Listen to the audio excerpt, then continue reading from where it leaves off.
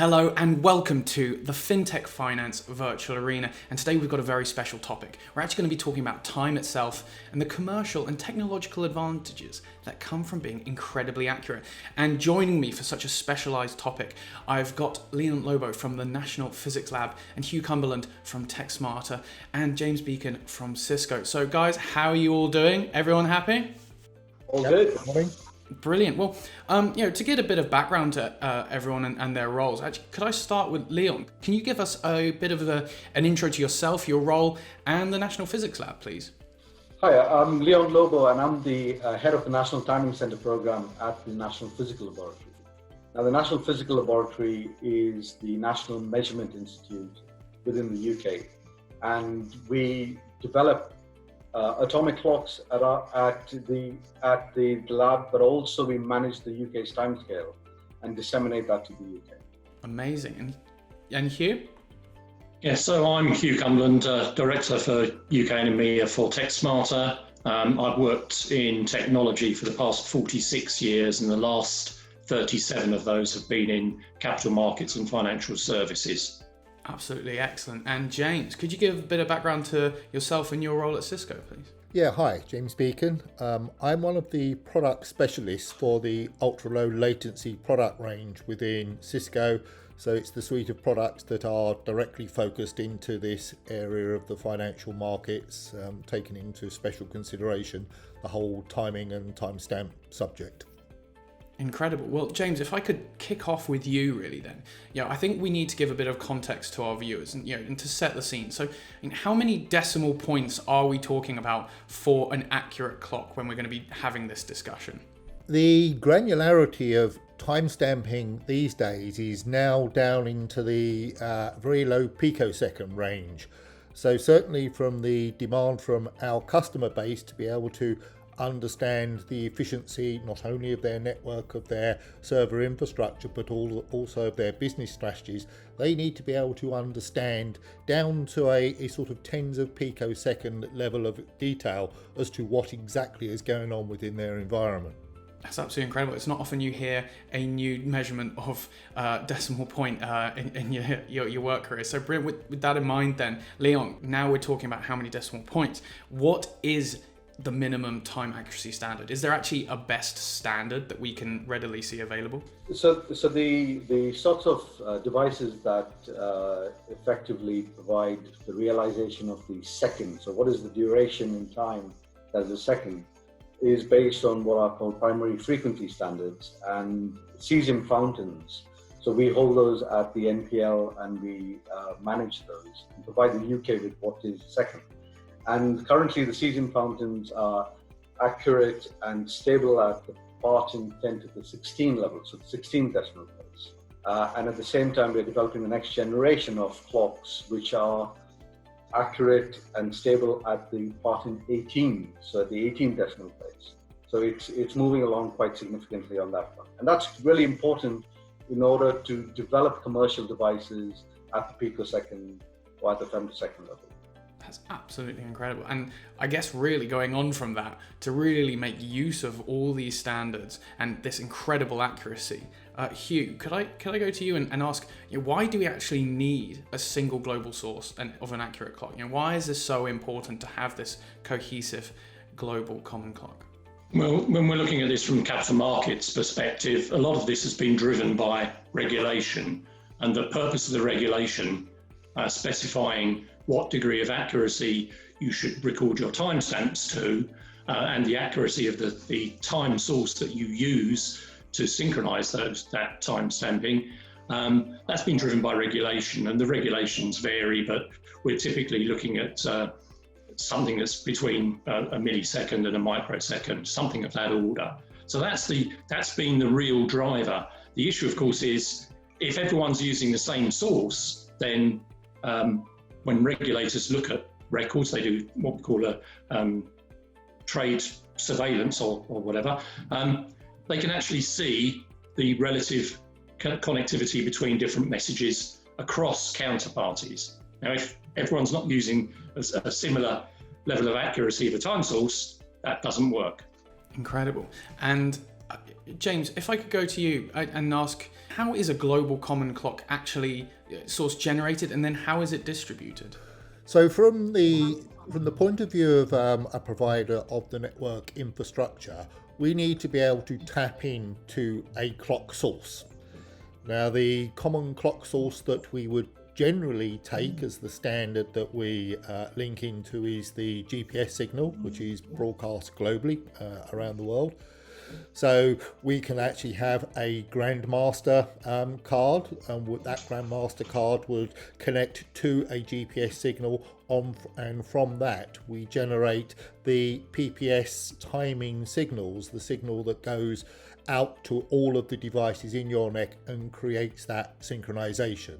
GPS is the current accepted standard, but as I'm sure Leon will talk to us further, there are standards or services out there that can offer a greater degree of accuracy from that if our clients choose to want to go down to a greater granularity of understanding of the performance of their environment.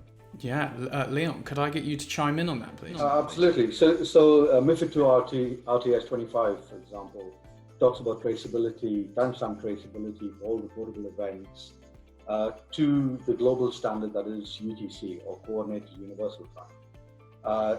UTC is formulated by data submitted on a monthly basis by all the UTC labs like NPL around the world to create that global timescale, which is a paper timescale. The real-time implementations of those are within the UTC labs themselves. So UTC NPL is the UK's national timescale, and it is one of the UTC labs, UTC USNO, which is the US Naval Observatory, that in fact feeds the GPS constellation to deliver time and positioning. So to that extent, there is the opportunity globally to access time via other mechanisms. So it's not about how you receive it, but it is about that demonstration of traceability at the timestamp that is important for regulatory compliance, basically. And I guess when we're speaking with regulators, we need to ensure that accuracy. So, I mean, what are some of the issues that arise when these margins of accuracy are tallied up at scale? Absolutely. So it's when you look at market clarity, and Hugh mentioned that about correlation of data, looking at order books as they come in from different venues and how the regulators look at that. If there is no common clock that everyone is implementing, it's incredibly difficult to unpick who did what and when, especially when you're looking at across venues. And from the point of view of the accuracy of the timestamp that is applied to the portable events, it becomes incredibly important that the entire chain back to the source is considered from that traceability perspective. And in order to do that, actually implement that, and James alluded to that, is elements around the GPS receivers, if you're using GPS, or direct feeds from a national lab, but also it is around understanding whether you are getting the signal that you should be getting. Because with time, it's quite a difficult element there, where you can have the time, but you don't know how right it is. And that's the element where things like calibration and monitoring come in. But it extends well beyond that into internal infrastructures, because if you then have the best source in the world feeding your internal infrastructure, and you do not have the relevant systems and technologies in place within your internal infrastructure, all the way to the timestamping engine, you can lose all your traceability, and your uncertainty just balloons up. So for example, if you're timestamping in Windows, if you're not careful, you could tell it to timestamp and it could do it a few milliseconds later. And from the point of view of the regulatory requirement for HFT, for example, which is 100 microseconds, that's gone. Yeah. So you could have the best source feeding your infrastructure, but you're not compliant because of how you've actually implemented it beyond that. So it's those sorts of things that need to be considered. Well, that sounds absolutely critical then to get that right. So, Hugh, could I ask, how would you go about measuring nanosecond and picosecond scale network devices to ensure that reliability?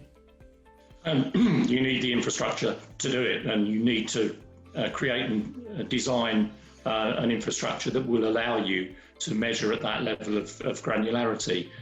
And the reality is a majority of protocols we've used in the past are not up to the job. So these days, people are using PTP with some success, but beyond that, there are other implementations like White Rabbit, for instance. But it's absolutely critical to get the architecture exactly right, and then to monitor it with the appropriate devices and software. And what's rather surprises me, I have to say, at this juncture is that people have gone to the effort and expense of putting in place these highly accurate internal networks to allow the delivery of that level of accuracy of time, as you say, down to nano and picoseconds, and to allow that to be monitored and audited and so on, and then put in a time source that they're not absolutely certain is correct. I've always likened that to putting supermarket petrol into a Ferrari. Yeah, that sounds almost absurd. To really kind of put in that much investment just to waste it. Why has this become an issue now? Why do computers in a data center need to be synchronized to this degree of accuracy now? Why wasn't this a problem 10 years ago? You have two things going on in the market at present. One is clearly the regulatory obligation placed on the whole of the financial community, where the regulator now has to ensure that the market operates fairly and abides by the rules. And the way the regulator achieves that objective is to impose the obligation on all trading entities that they must have the ability to timestamp and timestamp back, reference back to a universal clock source, timestamp to a defined degree of accuracy that comes out in their RegTech 25 documents, and then all of that data has to be stored away for quite some considerable period of time. What this will do is allow the regulator to, if a market event should occur, something that requires investigation, a flash crash or some of the circumstances that have been well reported in the past, then the regulator has the ability to go to all of the parties that were in and around that incident at that time, pull back all this information and recreate the scenario that was going on so they could understand exactly what's happening. That's the regulator point of view. But actually more critically is, as our client base, so the banks and the HFTs, are looking to eke more and more margins out of the opportunity that's in the market, the speed at which these trades take place is just going faster and faster and faster all the time. So the need for these trading organizations to understand how their network is performing, how their server infrastructure is performing, how their strategies are performing, and then put all that together and understand how their business is performing and therefore what the returns will be, is becoming more and more onerous. Therefore, the need to be able to monitor and analyze your network down to this picosecond level of detail is driven by the speed and the advancement that the network is taking rapidly over the past few years. So we've gone from millisecond, microsecond, nanosecond. We're in this picosecond realm of analytical requirement now. So not only do we need to know exactly how our current live networks are performing, we need to be able to understand exactly what is the impact of change, what is the impact of new bits of hardware, new bits of firmware, new bits of strategy. So it becomes critical in a test lab environment to understand what it is you're going to put into the network. But you need to be able to link all of this in your business world back to a common clock. That's the critical part of the function. So if you have an infrastructure in one data center and an infrastructure in another data center, and you're timestamping all this activity, those timestamps have to be relevant to each other.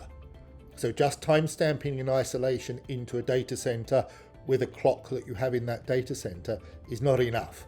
We have to go to a common clock standard, and we go to the GPS signals or the direct feeds from organizations like MPL, and now I can look at my whole business performance across my estate globally and understand exactly what that performance is, and that will relate directly back to the level of return success that I'm getting in my business strategies and my technical strategies.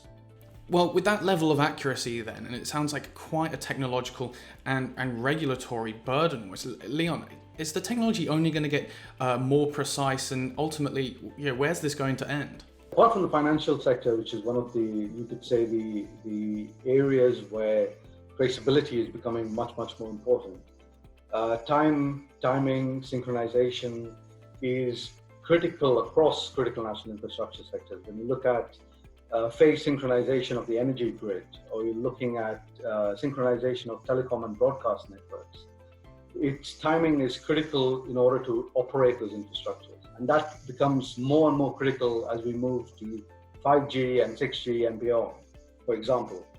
But also elements around emerging applications, where we're looking at smart cities, autonomous vehicle infrastructures, wide area IoT, sensor networks.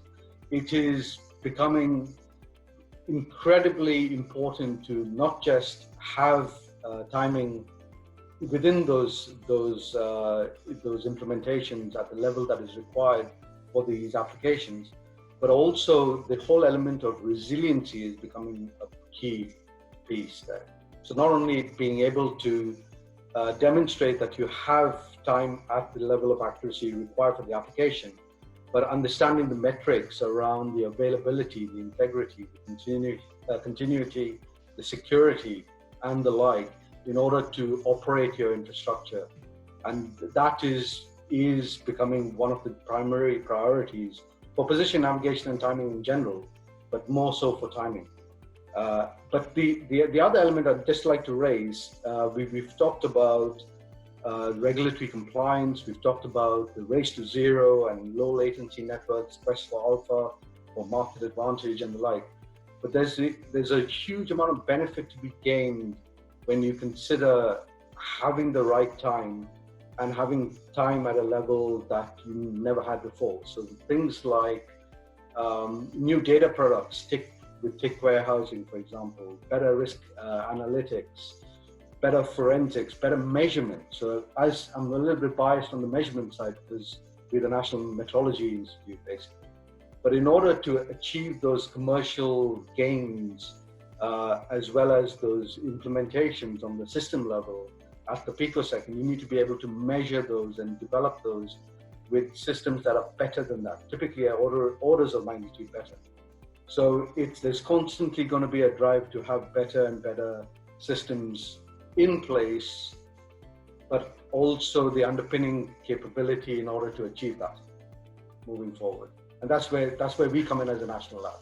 That sounds incredibly, almost tiring, this never-ending chase to just get better time accuracy. With that in mind, then, you brought up actually in your answer some various different verticals and industries that are looking at this level of time accuracy.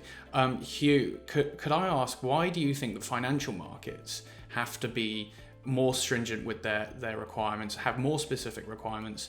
And why is finance really the critical one here? Well, of course, it's our area, so it's what we focus on, and I wouldn't want to belittle the risk would be involved if time wasn't accurate, let's say in autonomous vehicles, because that would be significant, but it's not my area of interest. Sure. In capital markets and financial services, it's all about risk. What is the level of risk?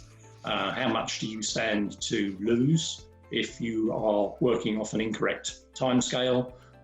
That could be from a trading strategy, a failed trading strategy. There was an HFT night trading that traded with an incorrect algorithm in place for 45 minutes. That led to the bankruptcy of that firm. So there's a lot at stake. But more than that, when you look at the regulators, if the regulator calls upon you and says, show me your records, and you produce a set of records which are time-stamped incorrectly, that could have horrendous consequences. It could look like you were indulging in market abuse or in insider trading. Just not following the regulations is sufficient to get a fine from the regulator. It's not just the fines, and size of fines and regulations these days run into billions of dollars annually, but it's not just the fine, it's also the reputational risk. You don't want to be known as the firm that can't keep its books and records in order to the regulatory standard required. James, would you have any input on that as well? Would you agree that finance is the critical kind of most specific market for this level of time accuracy? As Hugh says, it's the sort of area that we focus in and that drives the sort of strongest demands in terms of the accuracy of data that we need to get.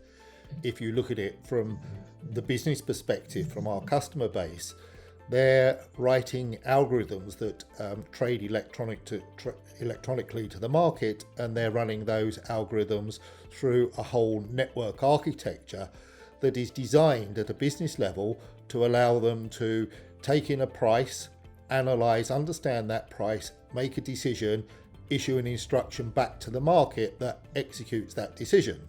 Now, if something goes wrong in that whole process and you're not hitting the price that your business strategy or algorithm intends for you to hit, then you're not making the profits or the opportunity, not making the most of the opportunity on the market. If you're in that situation, you need to be able to look at your entire trading environment end to end to try and very quickly understand where the problem is. Is it in the network? Is it in the switch? Is it in the algorithm? Or is the actual strategy at fault itself? The only way you can do that is if you've got highly accurate, detailed analytical information about how each part of your network is performing. So not only have you got one eye on the obligation that you have to the regulator, you've also got to have a very accurate, acute eye on your whole infrastructure performance, and is it tuned to its optimum, and is it always performing to its optimum? If you have a problem, it's back to that analytical data that you will immediately go to understand what's going on. Interesting. So I guess we've set the stakes really, and I guess to take a step back then, Leon, could I ask you, when looking at time at a global level then, how can you assess whether the clocks are synced to such a degree when it is really trading on a global level? So as part of the UDC formulation process, we have a continuous comparison between national timescales globally. That happens on a weekly, monthly basis. So the formulation of that paper timescale that is UDC at the end of every month, effectively, in fact, it's sooner than that. Every national lab gets an understanding of its offset from what is that paper timescale. And then we have the opportunity then to either steer our clocks to that paper timescale or maintain the offset and inform the nation of what that offset is. And it's typically at the level of a few nanoseconds. So from that perspective, and the role of every national lab that manages a national timescale is about dissemination. The last thing you want is just to manage the timescale but not disseminate it to the nation. So every one of these national labs essentially is delivering the time, whether it is directly over the internet, over RF broadcasts, or via GNSS constellations like Galileo, GPS, GLONASS, Beidou, etc. So those are effectively dissemination methods for these national timescales to a large extent. So, and that whole process around UDC formulation has been operating for decades on that front. And it's all based around very, very high-end atomic clocks that feed that capability. And that is ever evolving basically as well. Well, that is something I really kind of want to get to the core of. With these, the financial space being different and having to bring atomic clock levels. Hugh, can you tell me what is the end goal in the financial space when it comes to making sure that time is this accurate? I mean, is it a never-ending chase, effectively? It has to end somewhere. There's a physical limit to how accurate you can get. And one of the biggest issues of all, of course, is the dissemination method. because there's no doubt in the labs, it's particularly when we're looking not just at cesium fountains, as Leon mentioned, but also these days the strontium lattice and the ytterbium traps, which give 2 more magnitudes of accuracy than the current state of the art. There's no doubt that in the labs they are highly accurate down into nano and even picoseconds, but it's the dissemination of that information that's the big issue. And in an ideal world, you should choose the best, most accurate, most reliable dissemination method. So the state of the art there really is we're pretty much getting to the most accurate I think we will ever be able to be, or at least measure and understand. And the limitation really is dissemination. Even if you're using dark fiber, there's going to be a level of loss and inaccuracy in the dissemination. Even if that's only in pico or nanoseconds, it does mean there's a point in time at which, however more accurate the clocks have become, you just can't take advantage of that. Incredible. And James, I've got to ask then, what is Cisco doing in that space to really alleviate some of this dissemination problems? Cisco are more into the space of actually generating the timestamp information into this network infrastructure itself. So we will take that source clock and we can distribute it in our own time sync infrastructure using our Grandmaster cards, and then all of our downstream product will receive in that PPS or PPT signal, and using that degree of accuracy we append that timestamp record to every packet of data that transits through the network. And as long as we've taken that source clock from UTC, it's relevant to the global clock and it's accurate down to a sort of sub 70 picosecond degree of granularity. And that's what gives our customer community that insight, that visibility, and therefore that ability to analyze and control their infrastructure. Exciting. And to wrap things up, Leon, if I could come to you and kind of looking at it in a general way, taking away the technological limitations and the implications that it has on the finance industry, what is the end goal here?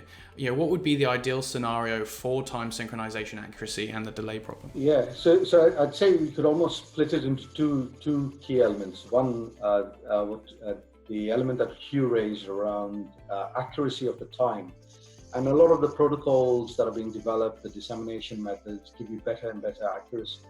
The other element that is sometimes confused with that is the element of latency. And you cannot get away from the physical limit, which is the speed of light.